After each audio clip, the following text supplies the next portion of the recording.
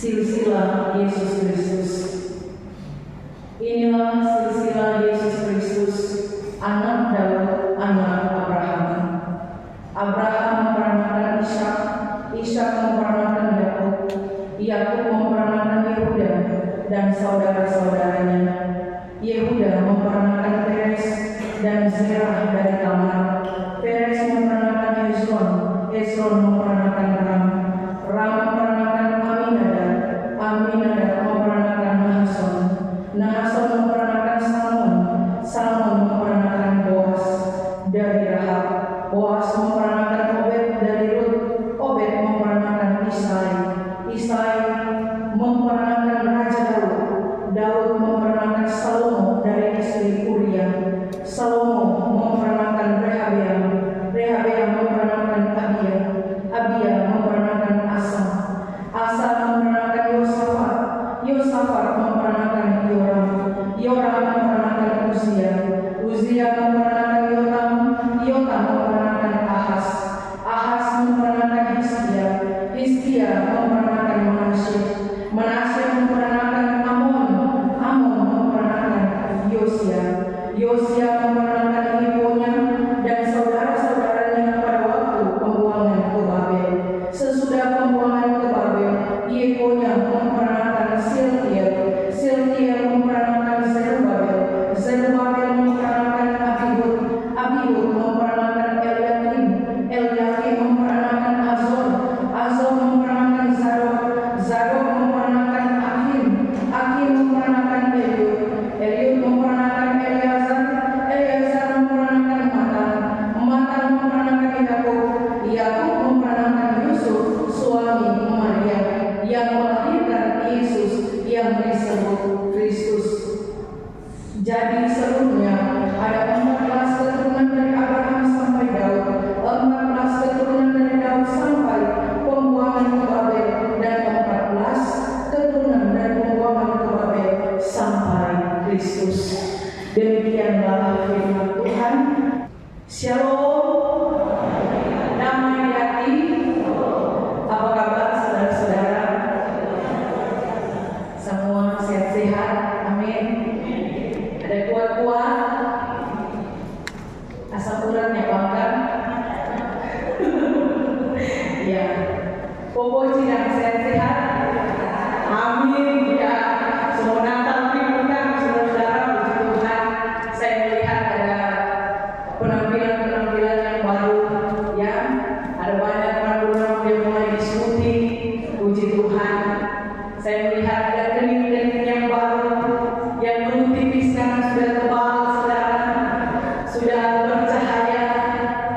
Saya melihat ada wajah-wajah yang sudah glowing, puji Tuhan, sampai di baju-baju glowing. Ya, kita bersyukur di minggu yang telah lewat kemarin kita sudah melaksanakan ibadah menyambut Natal Yesus Kristus di kolom-kolom, ya, puji Tuhan, semua selesai dengan begitu baik dan bersyukur. Ada banyak bingkisan-bingkisan yang boleh orang terima, puji Tuhan. Apalagi orang pendeta, aduh, memang waktu orang mandi lain susah, luar biasa. Memang jemaat dia semua di semua pambai. Amin. Saudara yang diberkati oleh Tuhan, tentu di masa-masa Advent ini kita sedang merenungkan kelahiran Yesus. Saya mengimani bahwa meskipun sudah bertahun-tahun kita merayakan Natal, pasti ada sesuatu yang baru perlu untuk kita renungkan dan kita maknai.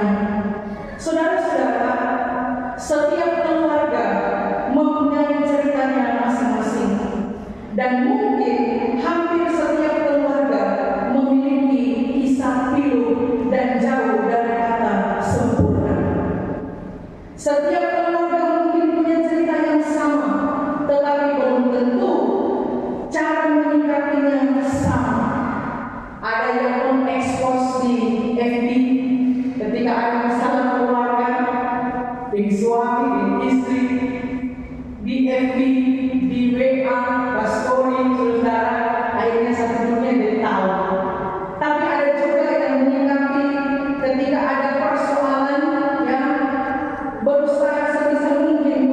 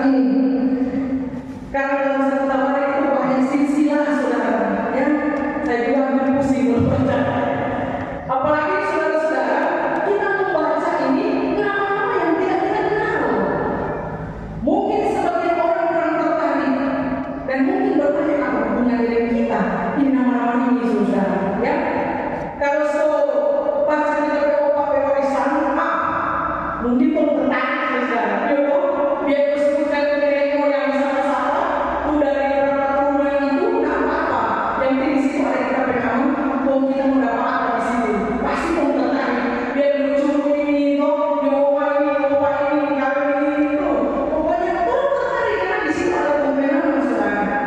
Dan di situ aku mencari tahu, dia cuma dapat 5 pohon kalau 40 sesuatu itu, dia tuh. Sehingga Bapak Ibu Saudara yang diberkati oleh Tuhan kita Yesus Kristus. Namun dari bagian firman yang kita baca saat ini, kita perlu tahu bahwa kitab Matius ini saudara dituliskan kepada orang Israel Kristen. Mereka perlu tahu siapa Kristus. Mengapa? Karena saudara mereka berpikir siapa dia? Tiba-tiba jadi Mesias. Sehingga ini yang Pak Matius perlu menyampaikan, karena dalam perjanjian lama telah dinubuatkan bahwa seorang dari bangsa Israel, dari keturunan Abraham, dari keturunan Daud akan menjadi Mesias, orang yang diurapi Allah menjadi raja besar, saudara-saudara. Maka dari itu, kalau kita baca di sini, Matius langsung menyampaikan inilah silsilah Yesus Kristus, anak Daud, anak Abraham. Sehingga kalau orang Yahudi melihat ini, mereka akan mengingat perjanjian apa yang Tuhan buat dengan Abraham dan perjanjian apa yang Tuhan buat dengan Daud, saudara. Dan itu tergenapi di dalam diri Yesus Kristus. Saudara yang diberkati Tuhan, Matius tahu bahwa Yesus lahir secara ajaib lewat anak darah Maria. Karena itu pekerjaan Roh Kudus, bukan hasil hubungan biologis, tetapi pekerjaan Roh Kudus. Sekalipun demikian, saudara, tetap ada hubungan yuridis antara Yusuf dan Yesus. Kalau di kalangan Yahudi, sekali lagi, di kalangan Yahudi saudara, seorang anak memperoleh hak penuh sebagai anak apabila ayah atau seorang laki-laki ini menerimanya sebagai anaknya sendiri. Itu yang pertama. Yang kedua, seorang laki-laki mau memberi dia suatu nama kepadanya. Makanya di ayat 25 kalau baca, Alkitab mencatat Yusuf memberi nama Yesus. Sehingga saudara, di sini dapat kita pahami bahwa Yusuf menerima Yesus menjadi anaknya.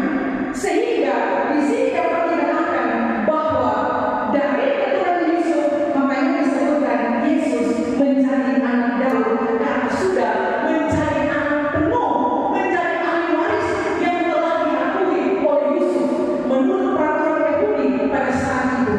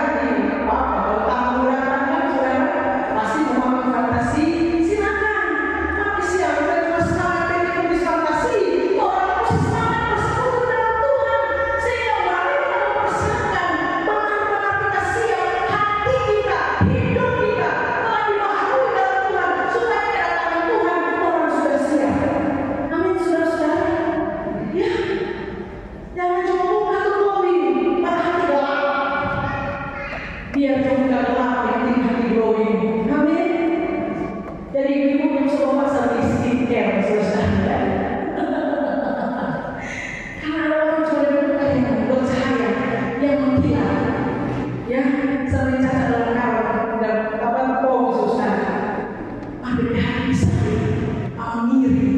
Apalagi orang begini, supaya nanti mengiri jaga kamu, dia orang sendiri begini saudara-saudara. Mengiri dia firman, kalau dia saudara baru, kita ini masih jalan lama, saudara. Ya, kalau dia seorang baru,